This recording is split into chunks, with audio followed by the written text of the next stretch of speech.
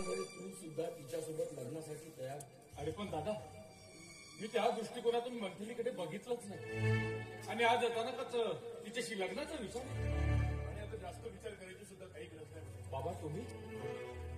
अरे मंथली खूप चांगली बोलते, सुशिक्षित आहे, सुसभ्य आहे, शिवाय तुझ्या आयुष्याच्या सुखासाठी लायक. तरी पण बाबा मला आता पण नाही आणि प्रेम नाही. अरे आजपर्यंत तुझ्या वेळेपणात आम्ही सारं काही तुझंच ऐकत आलो. आता गप गुमान तू आमचं ऐकायचं. अरे आत्ताच्या आत्ता जाऊन 2 रिझर्वेशनच्या तिकिटा ठेवा आणि मंथली सोबत 8-15 दिवसासाठी फिरून येतो. म्हणजे कसं आहे बेटा, अगदी तुझं मन फ्रेश होऊन जाईल. बाबा अहो काय बोलताय तुम्ही? लग्न अगोदर फिरायला झालं म्हणजे लोक काय म्हणतील आपल्याला? आपण असं करूया ना, यांना फिरायला जाण्या अगोदर आपण घरच्या घरी या दोघांचं लग्न लावून नाही बहिणी, मला नाही करायचंय लग्न. मी नंदिनीला अजूनही विसरू शकलेलो नाहीये आणि तिची जागा मी दुसऱ्या कुणालाही देऊ शकत नाही. कसंही लग्न करून मला कोणाची फसवणूक करायची नाहीये. त्यामुळे प्लीज प्लीज माझ्या लग्नासाठी आग्रह करू नका तुम्ही. जगू द्या मला एकट्याला. कदाचित एकाकी जीवन जगणंच माझ्या नशिबी लिहिलेलं असेल. अरे काय बोलतोयस तू हे सगळं? अरे आजपर्यंत तुझ्या वेळेपणात सारं काही तुझं दुःखच बघत आलोय आम्ही. आता निदान या थकत्या काळात मला तुझं सुख बघायचं आहे रे बेटा. अरे लग्नासाठी राजी. अरे हा बाप तुझ्यासमोर हात जोडतोय, पण तू असं वागू नकोस. नाही बाबा, माझ्यासमोर हात जोडून मला खजील करू नका तुम्ही. ठीक आहे बाबा, तुम्हा सगळ्यांची इच्छाच आहे ना, तर करेल मी लग्न मंथलीशी.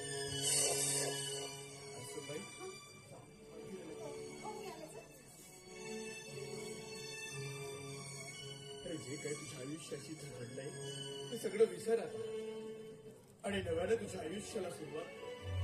असं समज की परमेश्वराने तुला या घरात पुनर्जन्मालाच घातलंय म्हणून.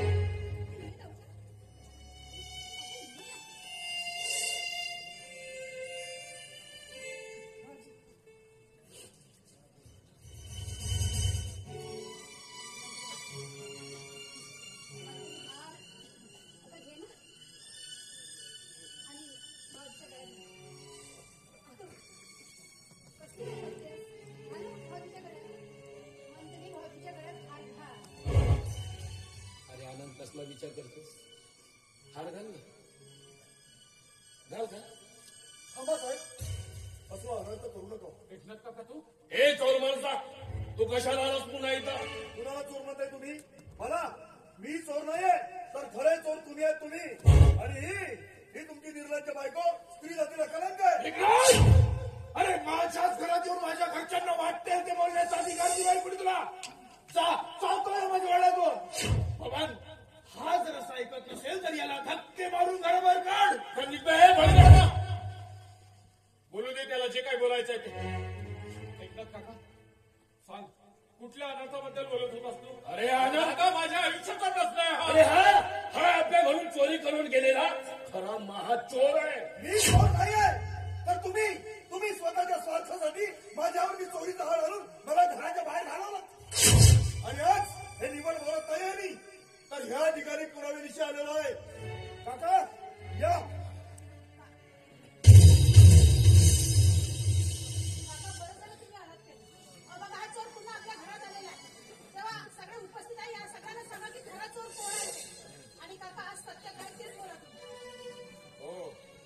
आज सत्य काय तेच बोलणार. आणि हा तुम्ही दोघंही नवरा बायको आपल्या कानाचे पडदे उघडे ठेवा, म्हणजे एक एक वाक्य तुम्हाला स्पष्ट ऐकायला मिळलं पाहिजे. अरे मी तर वाईट माणूस आहे, पण माझ्यापेक्षा नीच आणि नालायक माणसं तुम्ही दोघं नवरा बायको आहात. अरे तुमच्यासारख्या पापी माणसाला तर तो विधाता पण कधी माफ नाही करणार एवढे नीच आहात तुम्ही. हो साहेब, हो यांच्या सांगण्यावरनं मी एकनाथ सारख्या निरपराध माणसावर चोरीचा आळ आणला. हो आजपर्यंत या घरात त्यांनी जे जे वाईट कृत्य केले त्यात त्यांना साथ दिला साहेब. मला क्षमा करा साहेब. हो एकनाथ निरपराध माणूस आहे साहेब, मला क्षमा करा.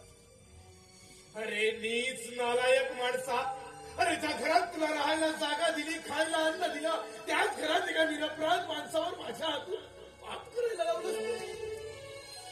अरे बाबा, अरे तुझं काय वय होते रे त्या एकनाथशी, म्हणून तू त्याच्याशी असा वागला, या नीच खरा लागलास तू.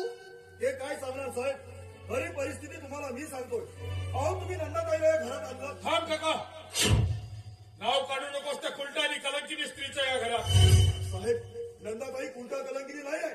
होय, ते कुलटा आणि कलंकिनीच नाही तर नीच जातीत जन्मलेली एक नर्तकी आहे. बस माफ करा साहेब, पण एवढं वाईट नको बोला साहेब, एवढं वाईट नको बोला. मी तुमच्या आवाजवर कडून बोललो, पण तुम्ही जिला नीच म्हणताय, जिला कलंकिनी म्हणताय, ती नीच नाही आहे साहेब. ती एक चांगली मुलगी आहे साहेब, ती या गुणाकाकाची मुलगी आहे साहेब. ती माझी मुलगी आहे साहेब. माझ्या मुलीला क्षमा करा, पदरात घ्या साहेब, माझ्या मुलीला पदरात घ्या. तिला पदरात घेतलंही असतं, कारण तिला एक सुशील आणि चारित्र्यवान समजूनच या घरात आणलं होतं. आणि तिच्या प्रेमळ सहवासात माझा मुलगा हा वेड्यातून बराही झाला. पण तिने या प्रतापराव मोहितेच्या खानदानीची जराही पर्वा न करता एका अविनाश नावाच्या भावट्याची अनैतिक संबंध ठेवून शेर खाल्ला तिला. हे सबसार खोट आहे. कारण तो अविनाश या घरामध्ये नंदाताईला भेटायला येत नव्हता, पण तो दुसऱ्याच कुणाला तरी भेटायला येत होता. साहेब सांग म्हणते, तो अविनाश या घरामध्ये कुणाला भेटायला येत होता? आज त्या माझ्या बहिणीच्या चारित्र्याचा, तिच्या पावित्र्याचा प्रश्न आहे. खोटं बोलायचं नाही. तो कुणाला भेटायला येत होता सांग. अविनाश मलाच भेटायला येत होता. माझा आणि अविनाशचं एकमेकांवर खूप प्रेम होतं, पण त्यांनी स्वतःच्या स्वार्थासाठी मला प्रेमात फसवलं. आणि बाबाजी, जेव्हा तुम्ही तिथे आला होता तेव्हा नंदाताई त्याच्या बहुभाषात नव्हती गेली, त्यांनी जबरदस्तीने तिला बहुभाषात घेतलं होतं. पण ती बिचारी गमगुमान राहिली. कुठल्याही गोष्टीचा प्रतिकार न करता तिने सगळं गमगुमान सहन केलं, केवळ माझ्यासाठी. माझ्या बदनामीचं खापड तिने स्वतःच्या डोक्यावर घेऊन माझा जीव वाचवला. आणि मी खरं सांगते, नंदाताई निर्दोष आहे. माझ्यावर विश्वास करा, खरंच नंदाताई निर्दोष आहे. आणि हो साहेब, जिला तुम्ही पापाची शिकार म्हणून या घराच्या बाहेर घालवलं ना, तिच्या पोटामध्ये वाढणारं बाळ हे अविनाशचं नाही आहे साहेब. ते बाळ आहे आपल्या आनंद साहेबांचं. काय बोलतोस? माझ्यावर आरोप करण्यापूर्वी तुला एक नाही तर 100चा विचार करायला हवा. तिच्या पोटात माझं बाळ वाढणं शक्यच नाहीये, कारण मी उभ्या आयुष्यात कधी तिला स्पर्शही केलेला नाहीये. आणि तसंही ती जेव्हा माझ्या जीवनात आली तेव्हा तर मी वेडा होतो ना. हो साहेब, तुम्ही वेळेत होतात तुम्ही. साहेब, अहो या जगामध्ये पैशानं सगळं काही विकत घेतलं जातं, पण निस्वार्थी प्रेम हे कधीच विकत घेतलं जात नाही. आणि तेच निस्वार्थी प्रेम त्या नंदाताईने तुमच्यावरती केलं. पण त्या बदल्यात तुम्ही तिला काय दिलं तर नीच, उलटा, कलंकिनी असली संबोधन. ही तुमची रक्ताची माणसं आहेत ना. या लोकांनी काही कमी केलं नाही साहेब. नाही तसा अत्याचार केला त्या माऊलीवरती. ह्यांनी मारलं झोडलं तरी त्या माऊलीनं सगळं सहन केलं. कशासाठी तर ह्या घराची बदनामी होऊ नये म्हणून. आणि आज त्या कर्तृत्ववान स्त्रीला तुम्ही नीच, उलटा आणि कलंकिनी म्हणता. एवढंच कशाला साहेब? अहो एक दिवस तर तुम्ही वेड्याच्या भरामध्ये तिला स्वतःची पत्नी समजून तिच्या मर्जीच्या विरोधात तुम्ही तिच्यावरती बळजबरी केली. हे तुम्ही तिच्यावर केलेली बळजबरी नव्हती, तर तुम्ही तिच्यावर केलेला बलात्कार होता. तिने तोही आघात सहन केला साहेब. का तर ह्या घराची मर्यादा तिला राखायची होती म्हणून. आणि आज तुम्ही तिला नीच, उलटा आणि कलंकिनी म्हणता.